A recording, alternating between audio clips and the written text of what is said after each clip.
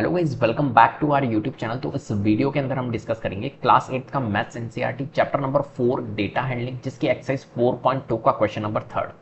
Question number third है हमारे पास, find the A part है probability of the pointer stopping on D in question first का ए part. तो आपको क्वेश्चन फर्स्ट देखना है और उसका ए पार्ट देखना है, उसके अंदर आपको प्रोबेबिलिटी यहाँ पर फाइंड करनी है। तो देखिए करते हैं हम। तो क्वेश्चन जो फर्स्ट था वो स्पिनर वाला था। तो स्पिनर वाला देखिए इस तरीके का स्पिनर था, ठीक है। तो ये स्पिनर हमने ले लिया है जो कि क्वेश्चन नंबर फर्स्ट का ए पार्ट में था। और यहाँ पे आपको क्या निकालनी है, प्रोबेबिलिटी निकालनी है, probability of the pointer stopping on D. D पे अगर पॉइंटर आपका स्टॉप होता है तो उसकी प्रोबेबिलिटी आपको यहाँ पर बतानी है। कैसे बताएंगे यहाँ पर प्रोबेबिलिटी? तो देखिए सबसे पहले आप नंबर ऑफ सेक्टर्स यहाँ पर काउंट करिए, कितने नंबर ऑफ सेक्टर्स है। तो आप कहोगे सर देखिए सेक्टर 1 है, 2, 3, 4, 5, टोटल नंबर ऑफ सेक्टर्स कितने हैं 5। या हम कह सकते हैं टोटल नंबर ऑफ आउटकम्स कितने हैं यहाँ पर 5 है। कौन कौन से? ए है, बी है, सी है, डी है, ए है। ये टोटल नंबर ऑफ आउटकम्स होंगे हमारे यहाँ पर। जो टोटल आउटकम्स है, जो ऑल आउटकम्स हम बोल देते हैं यहाँ पर, टोटल आउटकम्स की जगह हम यहाँ पर ऑल आउटकम्स बोल सकते हैं। तो यहाँ पर हम कह सकते हैं कि ऑल आउटकम्स जो है वो कौन कौन से हैं? ए है, बी है, सी है, डी है और फिर से ए आ रहा है। क्लियर है बात? अब ये टोटल आउटकम्स ऑल आउटकम्स हो गए हैं, क्लियर है। और यहां पर जो डी है, इसने बोला है स्टॉपिंग ऑन डी, इसकी प्रोबेबिलिटी बतानी है। तो डी जो है वो वन टाइम सी है, ओनली एक बार ही आपका डी है। और टोटल आउटकम्स कितने हैं? टोटल आउटकम्स यहां पर कितने हैं? 5 है। तो जो प्रोबेबिलिटी बनेगी वो कैसे बनेगी?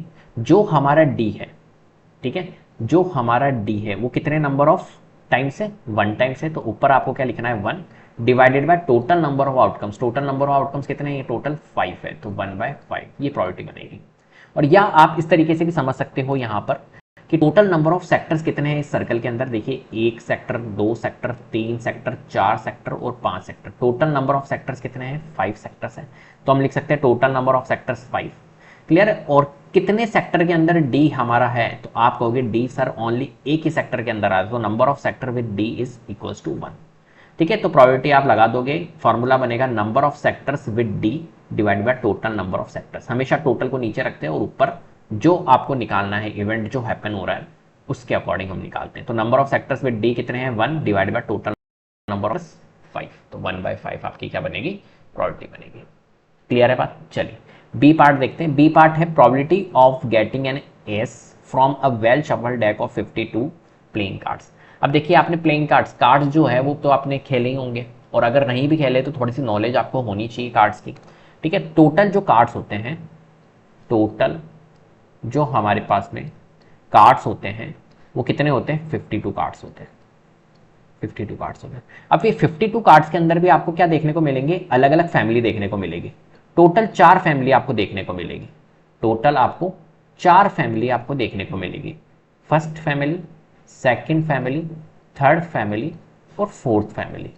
ये जो 2 फैमिली होती है, ये वाली जो 2 फैमिली है ये होती है रेड कलर की, ये 2 फैमिली होती है रेड कलर की, और ये वाली 2 फैमिली होती है हमारी ब्लैक कलर की। मतलब कुल मिला के रेड कलर 2 होते हैं और ब्लैक कलर की फैमिली 2 होती है। जो रेड कलर की 2 फैमिली होती है उनको क्या कहते हैं, इनको भी समझ लेते हैं। देखो रेड कलर की जो 2 फैमिली होती है उनको कहते हैं हार्ट। एक तो होता है हार्ट और एक होता है हमारे पास में डायमंड। ठीक है, वहीं अगर हम ब्लैक कलर की फैमिली देखें तो ब्लैक कलर की फैमिली कौन कौन सी होती है? एक तो होती है हमारी क्लब और एक होती है हमारी स्पैड। क्लियर है? इस तरीके से हमारे पत्ते होते हैं। अब 52 को अगर हम 4 में डिवाइड कर देते तो हर में 13 आपके कार्ड्स देखने को मिलेंगे। हर फैमिली के 13 कार्ड्स होते हैं और इनका टोटल करोगे तो 52 होता है। अब देखो टोटल जो हमारा एस होता है, एस मतलब होता है इक्का। ये जो एस दिया हुआ है इसका मतलब होता है इक्का, और इसकी वेटेज सबसे ज्यादा होती है। सबसे ज्यादा वेटेज होती है इसकी, सबसे बड़ा पत्ता होता है, सबसे बड़ा कार्ड होता है। ठीक है, इक्का, एस। तो एस जो होते हैं, टोटल नंबर ऑफ एस जो होते हैं वो 4 होते हैं। हर एक फैमिली में एक एस आपको देखने को मिला है। हर एक फैमिली में आपको एक एस, यहाँ पे भी एक, यहाँ पे भी एक, यहाँ पे भी एक। मतलब हम कह सकते हैं हार्ट का एक एस होता है, डायमंड का भी एक एस होता है, क्लब का एक एस होता है, स्पेड का एक एस। तो टोटल एस कितने हो रहे हैं हमारे पास में? 4 एस हो रहे हैं। टोटल एस कितने होते हैं? 4 एस होते हैं। क्लियर है? तो यहाँ पर एस का क्वेश्चन था तो एस को ही लेके चलेंगे हम। तो यहाँ पर टोटल नंबर ऑफ कार्ड्स कह सकते हैं हम 52 है, और total aces in 52 cards 52 cards के अंदर टोटल एस कितने होते हैं, 4 होते हैं। तो इसकी प्रोबेबिलिटी निकाल लेते हैं। ऊपर रखेंगे हम क्या, एस कितने हैं 4 डिवाइड बाय नीचे रखेंगे टोटल नंबर ऑफ कार्ड्स मतलब 52।